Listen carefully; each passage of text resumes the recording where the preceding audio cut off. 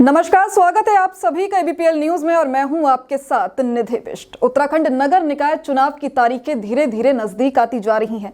नामांकन का काम भी पूरा हो गया है। सभी प्रत्याशियों ने, चाहे वो पार्षद पद के प्रत्याशी हो या मेयर पद के प्रत्याशी, सभी ने अपनी चुनाव की जो तैयारियां हैं वो तेज कर दी हैं। 23 जनवरी को मतदान होगा और 25 जनवरी को हल्द्वानी की जनता फैसला करेगी कि आखिर कौन होगा हल्द्वानी नगर निगम का राजा। एबीपीएल की टीम इससे पहले भी हल्द्वानी की जनता के बीच जाकर उनकी समस्याओं को सुन चुकी है, उनसे जान चुकी है कि आखिर उनका नेता कैसा होना चाहिए। लेकिन अब बारी है प्रत्याशियों की। अब प्रत्याशी अपनी जनता को बताएंगे कि सही मायने में उनका नेता कैसा होना चाहिए। तो इसी मुद्दे को लेकर आज इस वक्त हमारे स्टूडियो में हमारे साथ मौजूद है हल्द्वानी नगर निगम से निर्दलीय मेयर पद के प्रत्याशी दीप चंद्र पांडे।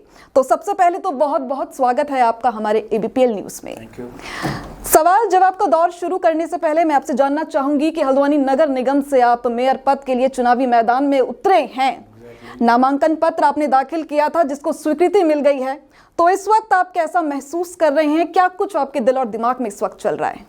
आपको एक चीज़ अपडेट करता हूँ। मैं I was the first person जो मैंने फॉर्म लिया था मेयर का। अच्छा। I was the first person. मैंने फॉर्म सबमिट किया था 27 तारीख को।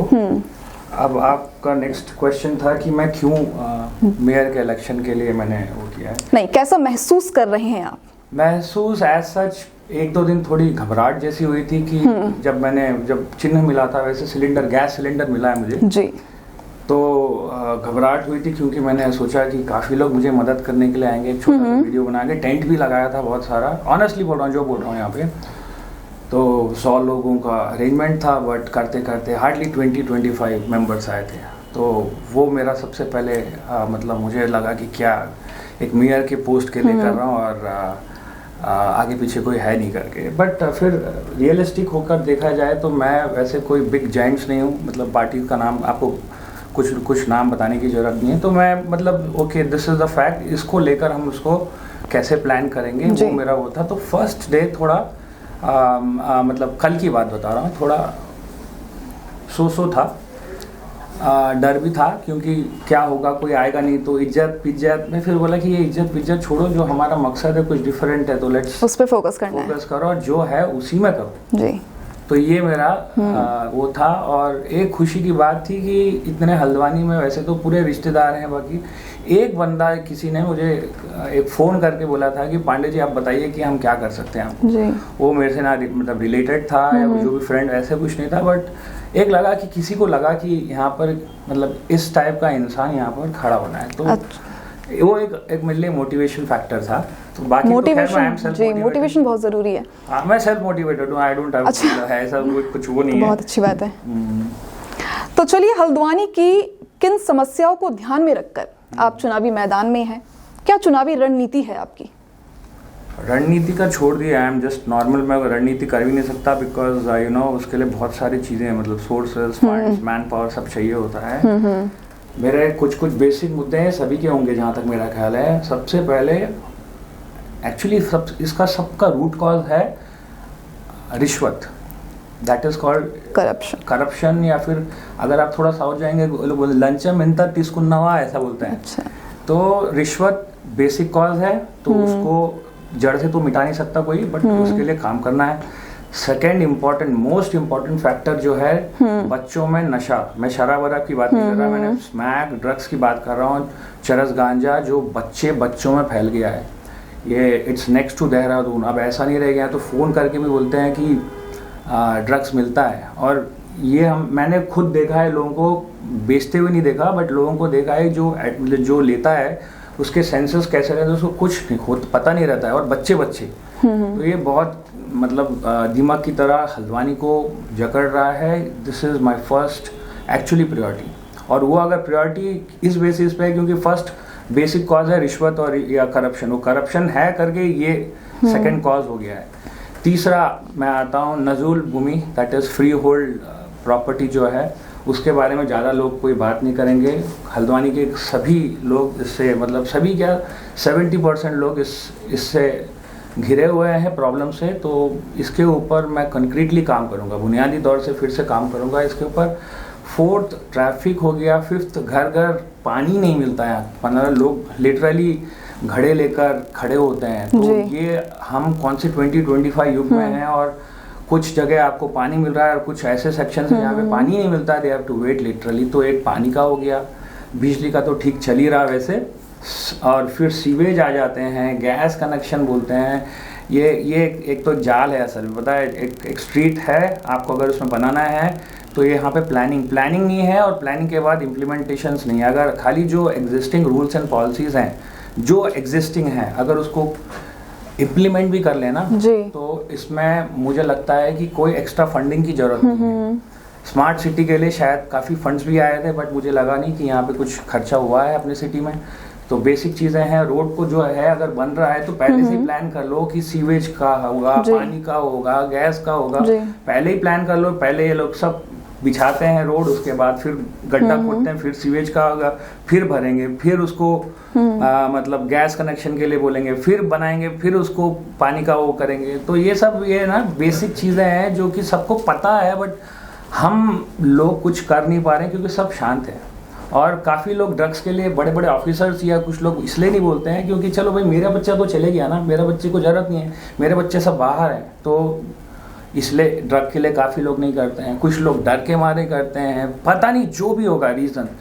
मगर मैंने यहाँ देखा, मुझे ज़्यादा समय नहीं हुआ, 2-2.5 साल हुआ है होने को, हूँ यहाँ अल्मोड़ा सुबा कोर्ट का, बट ऐसा है एजुकेशन पूरा साउथ में हुआ, बट यहाँ पे मतलब बहुत सारी चीज़ें ना अस्त व्यस्त है, मतलब कि हॉरिबल कंडीशन में है। तो तब मैंने सोचा, और फिर वैसे भी मैं नॉर्मल बैकग्राउंड से, मेरी मदर टीचर, पिताजी प्राइवेट जॉब करते थे, बट ये हमारे बस वो नहीं है। और जब मैं खड़ा भी हुआ था, आपको बता दूं कि मेरे घर पे मेरी वाइफ कुछ दिन बात नहीं करी थी जी। मतलब घर वाले खुश नहीं थे क्योंकि भाई ये नहीं है फील्ड हम लोगों का। तो फिर भी जो भी है, मैंने सोचा कि अगर हम लोग बात इतनी करते हैं, why don't you take an initiative करके ये इनिशिएटिव लिया है। अभी तक तो कोई एज सच मेरे रिलेटिव्स के सिवाय कोई बढ़ के थर्ड पर्सन नहीं आया है। आता है तो मेरी सोच को लेकर चलेगा आगे। बाकी मैं आपकी आवाज़ हूँ, बस यही बोलना चाहता हूँ। तो जैसा कि आपने नशे की बात कही, हल्द्वानी ही नहीं पूरे उत्तराखंड में देखा जाए तो युवा आजकल नशे की ओर तो काफी बढ़ता जा रहा है, जिसका समाधान होना भी बेहद जरूरी है। और आपने बात की कि प्लान्स बन जाते हैं लेकिन सरकार के द्वारा वो कहीं ना कहीं इंप्लीमेंट नहीं हो पाते हैं। चलिए दूसरा सवाल मैं आपसे पूछती हूँ। भारतीय जनता पार्टी से गजराज बिष्ट मैदान में है, कांग्रेस से ललित जोशी मैदान में है, जिनसे आपकी टक्कर है। और दोनों ही नेता अगर हम देखें तो काफी समय से अपनी अपनी पार्टी से जुड़ी हुई हैं, अपनी पार्टी में रहकर हल्द्वानी की जनता के हितों में काम कर चुकी हैं, और सिर्फ हल्द्वानी ही नहीं पूरे उत्तराखंड की बात करते हैं। और ललित जोशी की अगर हम बात करें जो कांग्रेस से हैं, वो तो उत्तराखंड राज्य आंदोलनकारी भी हैं, यानी कि राज्य आंदोलन में उनका बहुत बड़ा योगदान रहा है। तो ऐसे में आपको क्यों लगता है कि हल्द्वानी की जनता इतने बड़े दिग्गजों को छोड़कर आपको वोट देगी? तो इसको very short and simple start करता हूँ। बड़ा हुआ तो क्या हुआ, जैसे पेड़ खजूर, पंक्ति को छाया नहीं फल लागे अति दूर। तो पहले से ही ये कहावत बहुत पुरानी, सभी ने सुना होगा। तो अपने अपने वो खेल रहे हैं, खेलने दीजिए उनको जी। उनका मकसद लड़ना, पावर लाना, ऐसा करके होगा। बट मेरा ऐसा सच कोई मोटिव नहीं है, तो मुझे वो चीज़ का कोई प्रॉब्लम नहीं है। मुझे ये है कि जन जन में ये अवेयरनेस लाना है कि जो हो रहा है, अगर आप ऐसे ही बैठे रहेंगे तो हल्द्वानी जो है इससे गंदा हो जाएगा। टाइम आ गया मेरे भाइयों बहनों कि अब आवाज़ निकालना शुरू करो। भले ही मैं ये नहीं बोलता कि मुझे वोट दो, मैं ये भी नहीं चाहता वोट, मगर एक कॉन्सेप्ट ये है, जब तक आपके पास पावर नहीं होता ना कुर्सी का, तो बहुत सारी चीज़ें करना चाहते हुए भी नहीं कर सकते। तो दैट इज़ ओनली रीज़न मेरे को मतलब ना ये मेयर इलेक्शन के लिए मैंने नॉमिनेट किया है। तो और क्या बताऊं, बट देखते हैं। ये लोग सब पढ़े लिखे हैं, ये बहुत अच्छी बात है, और उनके फॉलोअर्स काफ़ी हैं, बीजेपी के फॉलोअर्स हैं, कांग्रेस के फॉलोअर्स हैं, और दोनों एकदम नामी खिलाड़ी हैं। तो मजा आएगा, एक्चुअली देखा है तो खेल में मजा काफी आएगा। सालों से दोनों जुड़े हुए हैं पार्टी से, और ये इसलिए भी हो सकता है क्योंकि मुझे आए इधर 2.5-3 साल हुआ। तो ये है, डिफरेंस है, और थॉट डिफरेंट है लोगों की, तो अप्रोच डिफरेंट है। देखी जाएगी जो होगा। अब देखिए, जैसे भारतीय जनता पार्टी ने अपने प्रत्याशी का ऐलान काफी देर बाद किया था, और कांग्रेस ने तो पहले ही बता दिया था कि उनके लिए जो है मेयर पद के लिए जो प्रत्याशी होंगे वो ललित जोशी होने वाले हैं। और अभी हाल ही की हम बात करें, समाजवादी पार्टी से शोएब अहमद जो थे वो भी मेयर पद के लिए चुनावी मैदान में उतरे थे। अभी हाल ही में उन्होंने अपना नामांकन पत्र जो है वो वापस ले लिया। अब इसके पीछे जो भी वजह रही होगी, लेकिन जब आपको पता चला कि भारतीय जनता पार्टी से गजराज बिष्ट और कांग्रेस से ललित जोशी से आपकी टक्कर होने वाली है, तो कभी आपके दिमाग में ये ख्याल नहीं आया, जैसे कि आपने शुरुआत में बोला था कि स्टार्टिंग में घबराहट हो रही थी आपको, तो कभी दिमाग में नहीं आया आपके कि पीछे हट जाना चाहिए या नामांकन पत्र वापस ले लेना चाहिए? नहीं, ये तो सवाल ही नहीं उठता। एक बार आगे बढ़ गए तो बढ़ गए, और ये मेरे दिमाग में था भी नहीं, क्योंकि ये पार्टियों के जो नॉमिनेशन हुए थे, जो कैंडिडेट्स की आप बात कर रहे हैं, ये तब तक तो लिस्टिंग में ही नहीं थे, तो पता भी नहीं था कांग्रेस से कौन खड़ा हो रहा है या बीजेपी से, भाजपा जो भी है, किसी से मुझे पता नहीं था। तो मेरा एक्चुअली लोगों से कंपटीशन ही नहीं है, पहली बात तो ठीक है। बाकी पार्टी वार्टी कर रहे हैं, करने दीजिए। और आपका दूसरा क्वेश्चन क्या था कि घबराहट तो नहीं है, और नामांकन वापस लेने का तो सवाल ही नहीं उठता, क्योंकि मेरा मोटिव अलग है, तो वो भी एक वो नहीं होता है। तो मेरे को ये लगता है कि पॉलिटिक्स आप सभी लोग समझ में आ गए होंगे।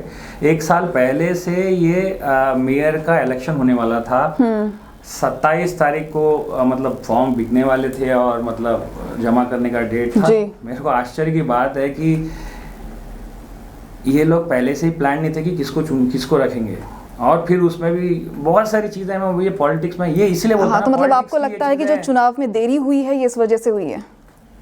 ये सबको पता है, कोई बोलना नहीं चाहता, और इसको फिर एक टॉपिक में बनाना ही नहीं चाहता। सब समझदार है, मेरे हल्द्वानी की जनता सब समझ रही है, मजे भी ले रही है, पैसे भी बना रही है जहाँ बनाना है, मजे भी ले रही है जहाँ करना है। अब उनको लाज, और ये समझदार हो गई है जनता, तो इनको समझाने की भी जरूरत नहीं। जो करेगी सही फैसला करेगी उनके उसके लिए। तो बट ये खाली एक फ्लैश, एक बार रिमाइंडर टाइप का जो है वो है, मेरा एक चुनाव बस उसी के लिए है, समझ लीजिए।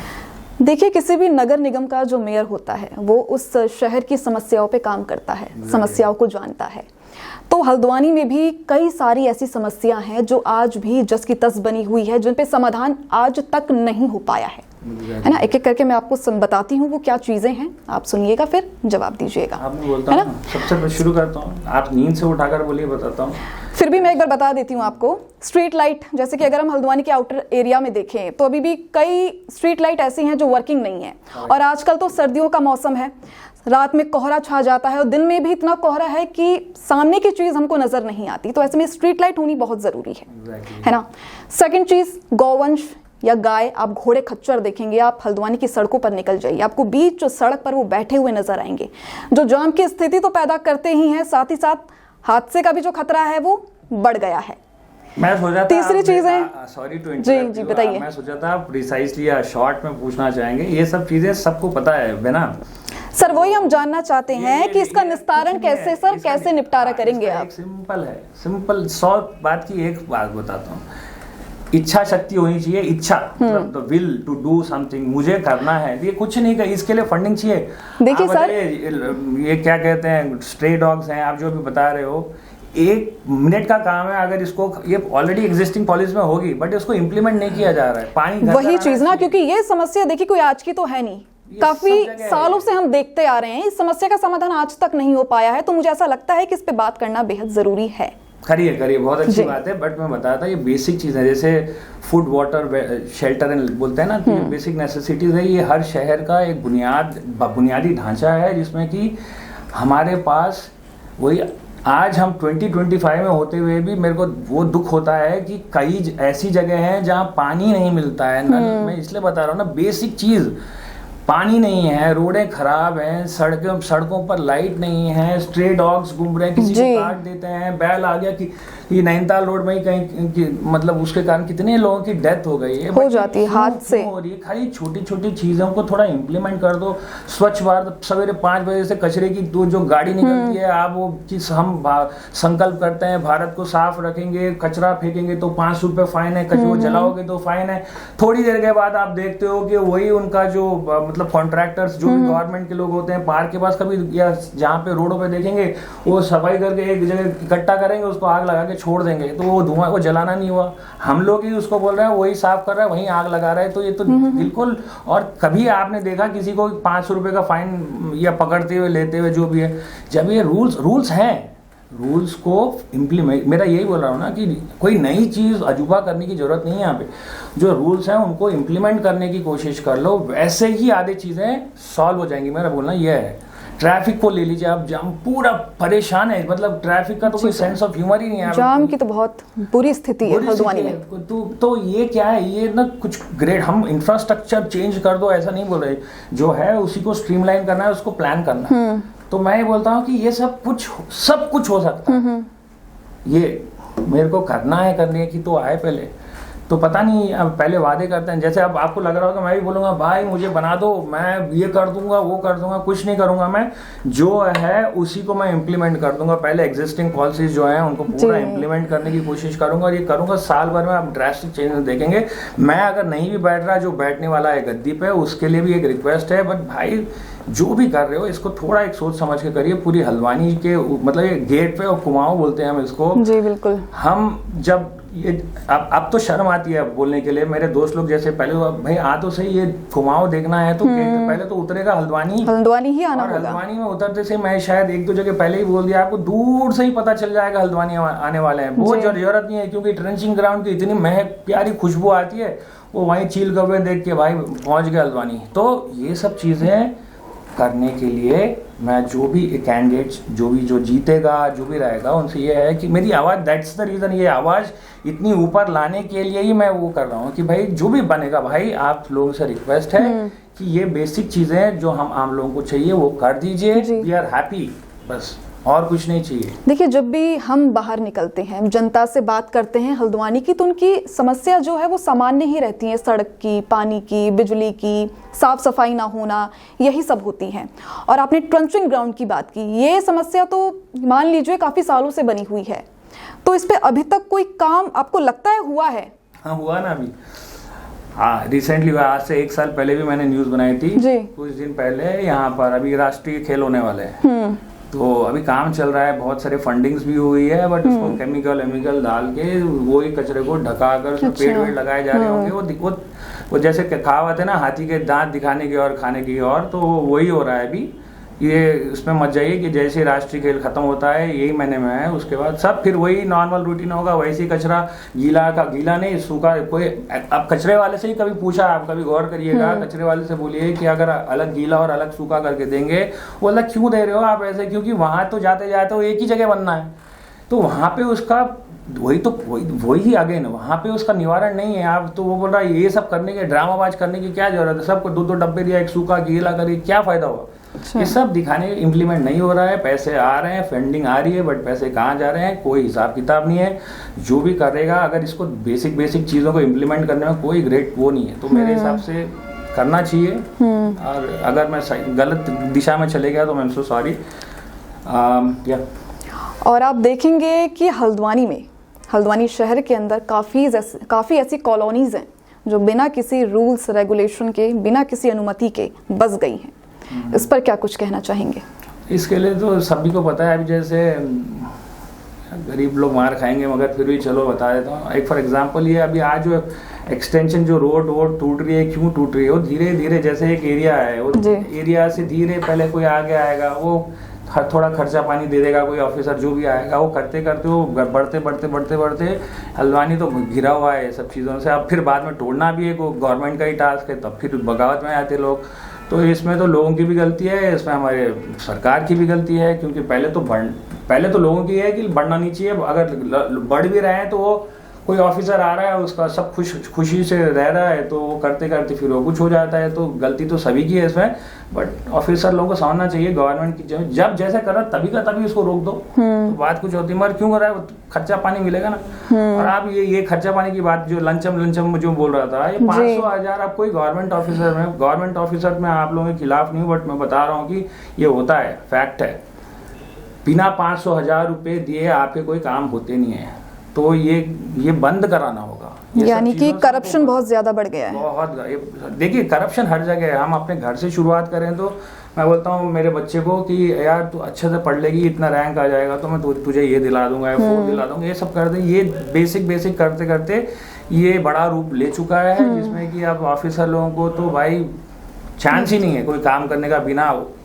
हर किसी की नहीं, अभी भी कुछ लोग ईमानदार हैं जो इशारा समझ रहे होंगे, समझ गए होंगे, बट थोड़ा काम कर दो, जो कर रहे हो करो, काम तो करो। बिकॉज यहाँ पे और सबसे पहले नशे का, अब लंबी रैकेट है ये, बहुत लंबी रैकेट है, बट ये तो सोचो यार, बच्चों को तुम आगे हथियार लगा, मतलब कैसे कर सकता है कोई, उनको नींद कैसे आती होगी। मैं सोचता हूँ कि भाई सबको पता है कि यहाँ पे हो रहा है बट रोक नहीं रहे हैं। तो अब लगता है ये जैसे मैं बताता हूँ ना, ये उत्तराखंड बना था ना जब, तब दल मतलब मैदान में लेडीज सब कोई लोग आ गए थे तब बना था, मतलब इतने वो एजिटेशन।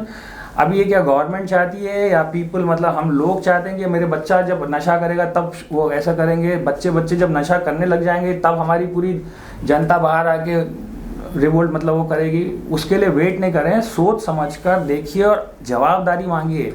बहुत सारे टूल्स हैं, सीएम पोर्टल है, उसमें डालिए तो सही कम से कम अपने जो, सॉरी ज़्यादा बोलिए मैं। युवाओं को नशे से दूर कैसे किया जाएगा, इस पर क्या सोचते हैं? बहुत सारे, तो मैंने इसके इंस्टाग्राम भी बनाया है, डॉक्टर रवि स्पर्ट से मैं फॉलो करिएगा, क्योंकि इसमें ये क्या है ना, स्मैक और ये जो चरस गांजा है, ये जो है एक बार बच्चे में लग जाए, एक बार लेना शुरू कर दे तो उसका पूरा सेंट्रल नर्वस सिस्टम पूरा हिला देता है वो। तो उसको काफ़ी समय लगता है, उसमें बहुत मतलब मेहनत लगती है, मतलब अब बहुत सारी चीज़ें हैं, बहुत लंबा जाएगा उसको। आप कट शॉट बताता हूँ, नशा जहाँ हो रहा है सबको पता है, बंद करवाओ बस। जहाँ सप्लाई हो रहा है पहले बंद करा दीजिए। ऐसा नहीं कि एक दो पुलिस वालों मतलब किसी को पकड़ लिया आधा 1 किलो करके आप वो कर रहे हो, दिखा रहे हो हमने ये कर दिया, वो सबको सामने आ रहा क्या हो रहा है। तो वो सब नाटक करना बंद करो, काम करो असल में फील्ड में। और सभी जानते हैं कि हल्द्वानी, जैसे कि आपने भी बोला, the gateway of Kumaon, Kumaon का प्रवेश द्वार हल्द्वानी को कहा जाता है। यानी कि कुमाऊं के किसी भी रीजन में हमें जाना हो तो हल्द्वानी से होकर गुजरना ही होता है। और यहाँ की सड़कें आप देखेंगे बिल्कुल बदहाल स्थिति में है, साफ सफाई ना के बराबर है। इस पर आपके क्या विचार हैं और इसका निपटारा कैसे होगा? साफ सफाई तो नहीं है। देखिए अगेन फिर से ऐसा नहीं है कि ताली 2 हाथों से बजती है, हम लोग भी गलती उसमें भागीदारी है। कचरा देखता हूँ कभी ऐसे लेके ऐसे फेंकते हैं हम लोग। सफाई अभियान में एक तामीर करके एसोसिएशन था, उन लोगों के साथ जुड़ा था मैं पीछे। संडे टाइम देते हैं साफ सफाई के लिए। बट ऐसा है ना, लोगों की भी तो गलती है, नो डाउट, ये तो मानना पड़ेगा। बट अगर देखिए यही हम लोग इंडियंस में, आपको फॉर एग्जांपल दिखाता हूँ, सिंगापुर जाके आप च्युइंगम खा के बाहर फेंक दो, या यूएस में जाके या दुबई में जाके आप यहाँ से कुछ फेंक दो, आप या तो $500,000 लगेंगे, बिल्कुल इतना स्ट्रिक्ट, या तो फिर जेल कर दें। ऐसे करेंगे ना तो अब ये मेरे हिसाब से जनता भी कुछ चाहती है कि ऐसा ही कुछ हो। एक ये हो सकता है यहाँ जनता के लिए, और एक शासन को ऐसा स्ट्रिक्ट नॉर्म कान ऐसा घुमाओ कि एक से बात दूसरे से तीसरी बार में वो कचरा फेंकने से डरे। अब ऐसे कुछ सख्त कानून लाने पड़ेंगे तभी तो होगा। और है ही शायद एग्जिस्टिंग ₹500 फाइन, कुछ ऐसे बहुत सारे हैं, उसको तो करो टाइट। लेकिन जनता जो है फिर भी, बिना जनता के हेल्प से कुछ नहीं हो सकता, ये भी है। मगर जनता को जागरूक होना जरूरी है सबसे पहले ना। बहुत लोग जागरूक हैं, बहुत लोग नहीं हैं। कुछ लोग वो जो ₹60 देते हैं, ₹60 बचाने के लिए कचरा बाहर फेंकते हैं। और मैं और एक क्वेश्चन करना चाहता हूँ, ये जो हम प्रॉपर्टी टैक्स देते हैं उसमें स्वच्छता का भी टैक्स देते हैं, पता है आपको? शायद नहीं पता है। सीवरेज का अलग रहता है और ये जो हाउस प्रॉपर्टी में कचरे का भी होता है। तो अब जब कचरे का पैसा हम सालाना एक बार देते हैं तो ये हर महीना ₹60 क्यों दे रहा है? ये मेरे को अभी भी पचा नहीं है। ये इसको मैं अभी एनालिसिस कर रहा हूँ कि क्यों ले रहे हैं। और बोल रहे हैं हल्द्वानी के पास फंडिंग नहीं है, इतने 2200 करोड़ कुछ आए थे स्मार्ट सिटी के बनने में, वो गए कहाँ? वो किसी का हिसाब किताब भाई पूछो, आप बाहर आके पूछेंगे कुछ काम होते हुए दिखा तो आप ब्लाइंड अंधा भी बोल देगा भाई कुछ नहीं हुआ यहाँ पे। तो बात समझ रहे हो? तो ये है। तो थोड़ा लोग, मैं अच्छा कमिंग टू द पॉइंट, लोगों की थोड़ी गलती है, लोगों को थोड़ा बहुत करना चाहिए, डेफिनेटली यस। और फिर बाकी तो सरकार को करना ही है कि टाइट करो वो चीज़ों को। तो वही बात है जो जनता बोलती है कि साफ सफाई नहीं है हल्द्वानी शहर में, तो कहीं ना कहीं सबसे पहले जनता, हमें खुद को ही जागरूक होना होगा। ये जो हम कहीं भी सड़क किनारे कचरा फेंक देते हैं, ये सब रोकना होगा, तो शहर तो है अपने आप ही साफ हो जाएगा। और देखिए, अगर हल्द्वानी की ही बात हम कर रहे हैं तो पिछले कई सालों से हम देखेंगे कि हल्द्वानी में भीड़ भाड़ ज्यादा बढ़ गई है। लोग बाहर से आके यहाँ पे बसने लगे हैं, लोग आते हैं, जॉब करते हैं, गाड़ियां खरीदते हैं। गाड़ी खरीदेंगे, पॉल्यूशन होगा और जाम पैदा होगा। और ये समझ लीजिए आज एक मुख्य समस्या बनी हुई है जाम। हल्द्वानी आप कहीं भी निकल जाइए, आपको जाम के झाम से तो निपटना ही पड़ता है। और देखिए हल्द्वानी में हम बात करें तो कोई फ्लाईओवर भी नहीं है कि जाम से निपटा जा सके। हाँ, लेकिन इस पर सड़क चौड़ीकरण का काम जरूर किया गया और लगातार हो भी रहा है। तो आपको क्या लगता है कि सिर्फ सड़कें चौड़ी कर देने से इस जाम से निपटा जा सकता है? चौड़ी सड़कें ये जरूरी नहीं है कि इसका एक रीज़न है ट्रैफिक जैम। आप सुशीला तिवारी वो जो लेन है ना, वहाँ जाइए, 40, 50, 60 फीट की रोडें हैं, उसमें भी आपको ट्रैफिक अभी भी जाम मिलता ही है। आप कभी भी जाइए, एक रात को छोड़कर बाकी हर समय जाम रहता है। इधर जहाँ से आना है उधर उल्टा आ रहा है, कोई रास्ते में पार करके चले जा रहा है। देखो अगेन इसमें ये लोगों की तो गलती है ही है, बट भाई जब वो कर रहा है तो इमीडिएटली उसको फाइन करो, उठा के कार कर दो बाहर या गाड़ी कर दो बाहर। एक दो बार करोगे, तीसरी बार क्यों? हेलमेट कैसे? अच्छा एक छोटा सा एग्जांपल देता हूं, हेलमेट कैसे इंप्लीमेंट हो गया? 2 लोग बिना हेलमेट पहने नहीं जाते, बड़ी मुश्किल से गए, उनको डर रहता है पुलिस पकड़ लेगी।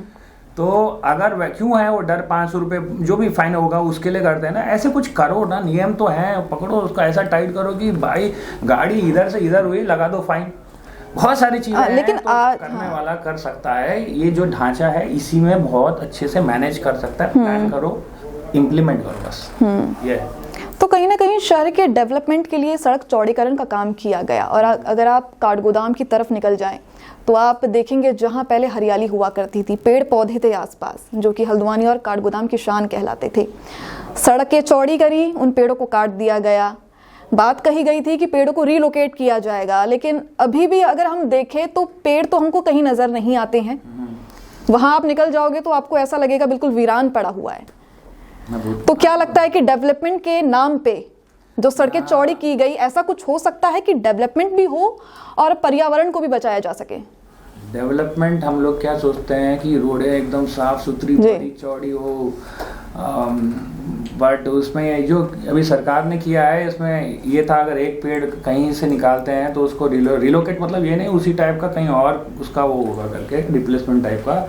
बट ये आप ये देहरादून और इंस्टाग्राम में सब देख रहे हो, मीडिया में वो है, यहाँ भैंस के सामने बीन बजाना है, इनको जो करना है वो करेंगे, कुछ नहीं, जो इनकी सरकार की मर्जी है, काटना है, ये रोड बनाना है, कुछ चाहे वो कर देंगे। हाँ। उनको ये मतलब नहीं है कि क्या है इसका ऑल्टरनेटिव। जब एकदम आपदा आएगी तब देखी जाएगी, वो तो बात की बात है। अभी तब तक उनकी सरकार रहेगी नहीं रहेगी वो भी नहीं गारंटी। तो ये सब ये लोग कहाँ सोचते हैं पर्यावरण और ये सब चीज़? अगर सोचते तो ये सब होता तो ना, अगर होता तो पहले से ही ये लोग कुछ ऐसे मतलब ग्रीनरी के लिए काम करते हैं। उसके लिए भी अब अभी भी कोई वो टाइम लेट नहीं हुआ भाई, जो हो गया। अभी क्या कर सकते हो? थोड़े न्यू प्लान्स डेवलप कर लो भाई। अपने जो नए घर बन रहे हैं उनके लिए आप मैंडेटरी कर दो कि इतनी जगह छोड़ो, या फिर वहाँ पे घर के अंदर जो रात में भी ऑक्सीजन छोड़ने वाले प्लांट्स हैं वो लगाओ। ऐसा कुछ तो करो।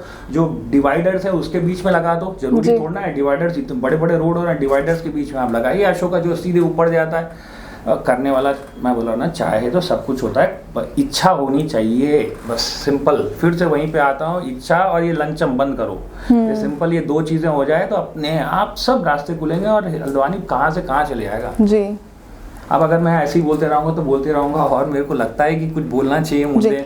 और जैसे कि आपका जो चुनाव चिन्ह है वो है गैस सिलेंडर, आपको मिला है, तो गैस सिलेंडर से मिलता जुलता कोई संदेश आप हमारी जनता के साथ शेयर करना चाहेंगे? देखिए, ये एक माध्यम है या पहचान है कि मतलब मुझे वोट दें करके। सिलेंडर मिला है, काफ़ी अच्छा मिला है। अब जैसे ही मिला तो उसके साथ तो आप एक वायर भी देखेंगे, मतलब मेरे को डायरेक्ट कनेक्शन मिल गया है। तो कनेक्शन ये मिला है और आपका प्लेटफॉर्म ये मिल गया है जिससे कि मैं आपके दिलो दिमाग में छा जाऊँ। और अगर आपको लगता है तो आप मुझे वोट करिएगा, नहीं भी लगता है तो सोच समझ कर वोट करिए। 10 कैंडिडेट हैं पूरे टोटल, 10 में एक बार सोच के देखिएगा कि कौन इस लायक है, कर सकता है, एनर्जी है, रील है, नॉलेज है, ये सब एक बार डालने से पहले जरूर सोच के दीजिएगा। बाकी आप लोग बहुत समझदार लोग हो तो बोलने की जरूरत नहीं है। और अगर नहीं भी वो करना है तो अगर फॉलोअर्स, ब्लाइंड फॉलोअर्स भी होते हैं ऐसे, तो अगर वो भी कर रहे हैं तो एक बार सोचिए, अपना बच्चों का भविष्य, अपना भविष्य, अपने हल्द्वानी का भविष्य, सबका सोचते हुए करना है। क्योंकि फिर से आपको अनदर 5 ईयर्स वही बंदा या बंदी जो भी रहेगा वही आपको मतलब ना इस प्रगति की मार्ग पर आपको लेकर चलेगा। तो जो भी फ्यूचर ऑफ हल्द्वानी है आप लोग हैं, एक एक वोट कीमती है। और इससे ज्यादा मैं आपको नहीं बोल सकता।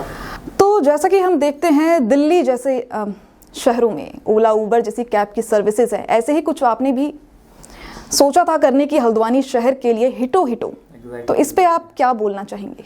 हाँ, एक छोटा सा ऐप है एक्चुअली। पॉलिटिकल कैंपेन में मुझे बोलना नहीं चाहिए, कहीं सीट नहीं आए ना तो अच्छा। सीट वाले भी सॉरी पीछे पड़ सकते हैं। बट यह सिंपल ऑटो लोकल कन्वेंस के लिए एक ऐप खुला है, उसमें शायद जनवरी फरवरी में ये 2025 में लॉन्च कर दिया जाएगा। थोड़े डेवलप मतलब APIs अपडेट करने हैं, तो बहुत साल पहले आया था बट परमिशन अभी मिला है रिसेंटली। अच्छा।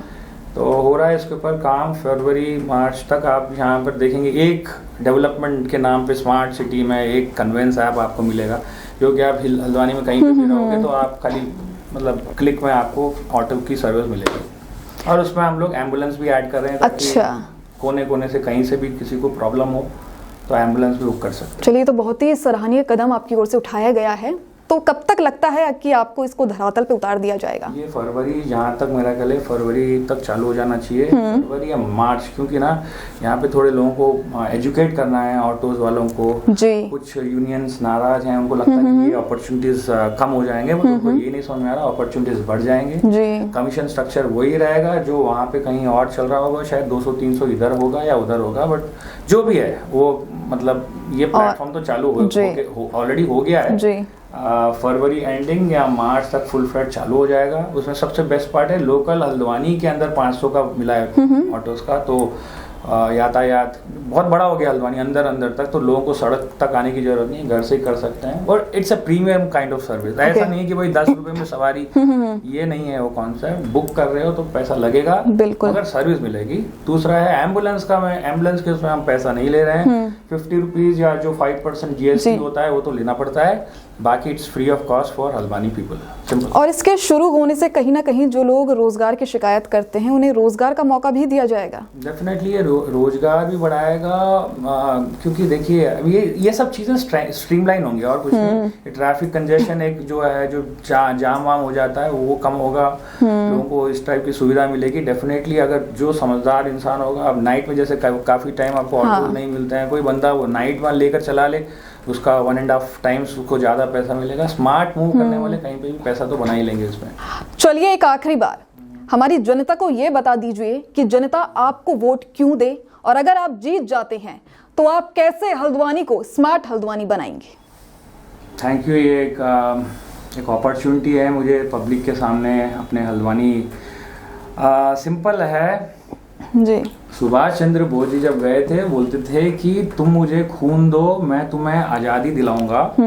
तो वो तो बहुत ही ग्रेट आदमी थे। मैं एक सिंपल इंसान बोलता हूँ कि आप मुझे वोट दीजिए। मैं कोई ग्रेट मतलब नए रूल्स पॉलिसीज की बात नहीं कर रहा, जो है उसी को इम्प्लीमेंट करते हुए मैं आपको दिखाऊंगा कि क्या हो सकता है। वही बजट, वही सब सिस्टमैटिक प्लानिंग से वही चीज़ को करते हुए हल्द्वानी की दशा बदली जा सकती है, सुधारी जा सकती है, बहुत सारे काम हो सकते हैं। तो मैं खाली इम्प्लीमेंट करने की बात कर रहा हूँ। बाद में जब मैदान में आ गए तो फिर प्लेंटी ऑफ आइडियाज हैं, लोगों के सुझाव, वो सब करते करते बहुत अच्छा बन सकता है। बट फिलहाल जो मेरा प्रॉमिस मैं लोगों के लिए सामने बोल रहा हूँ, लंचम तो टोटली बंद हो जाएगा, पैसा खाना रिश्वत बंद हो जाएगा, और ये नशा जैसी ये बंद होगा तो नशा मुक्ति बंद होगी। तीसरा ये जो बाकी पॉलिसीज हैं, कचरे वचरे का, ट्रैफिक जैम का, सब का धीरे धीरे अपने आप ही बंद हो जाएगा, क्योंकि ये सब चीजें पॉलिसीज स्ट्रिक्ट हो जाएंगी और कुछ नहीं। चलिए, बहुत बहुत शुक्रिया आपका हमसे जुड़ने के लिए। Thank you so much. तो हमारे साथ मौजूद थे हल्द्वानी नगर निगम से निर्दलीय मेयर पद के प्रत्याशी दीप चंद्र पांडे, जिन्होंने अपनी चुनावी रणनीति के बारे में हमसे बात की, अपने विचार साझा किए, और आने वाले समय में अगर वो जीत जाते हैं तो वो हल्द्वानी में किस तरीके से विकास करेंगे, इस पर विस्तार से उन्होंने हमारे साथ चर्चा की। उत्तराखंड नगर निकाय चुनाव को लेकर पल पल की अपडेट आप तक पहुंचाते रहेंगे। ऐसे ही हल्द्वानी की जनता के बीच जाकर उनसे और प्रत्याशियों से बातचीत करते रहेंगे। आप बने रहिए हमारे साथ और देखते रहिए ABPL न्यूज़।